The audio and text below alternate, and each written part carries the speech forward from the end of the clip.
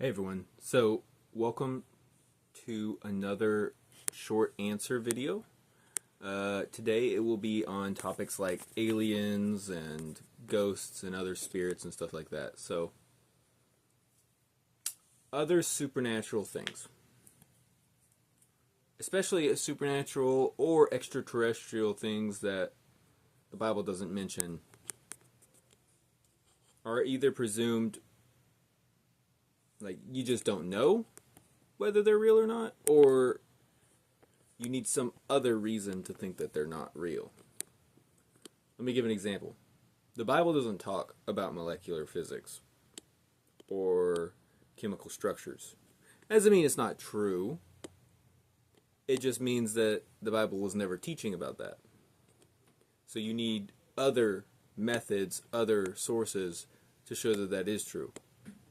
In a similar sense, if you're trying to prove extraterrestrials, you don't look primarily to the Bible, you would look at other planets.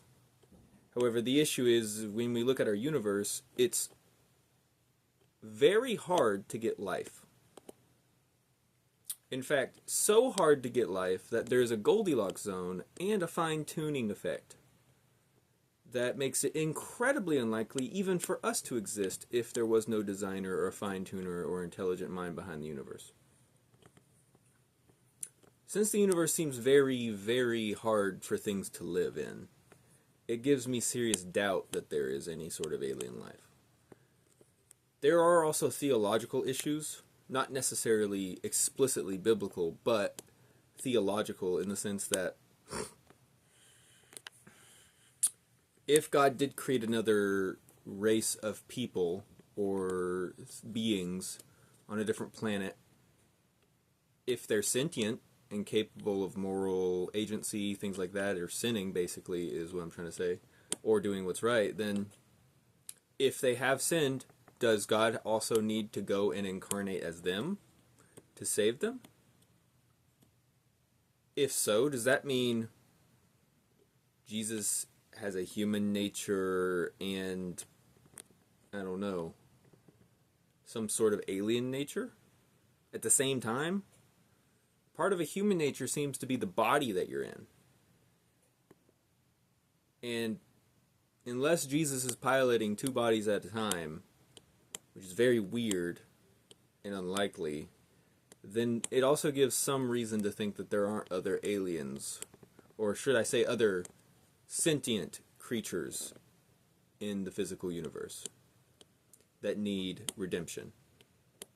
That does not eliminate the possibility of some sort of perfect race of aliens. It doesn't eliminate the possibility of there being non-sentient life. You know, like plants. Plants don't make moral choices. It's technically possible that other plants have, like, a little bacteria or something. But that's not the kind of alien life people are talking about when they ask about aliens.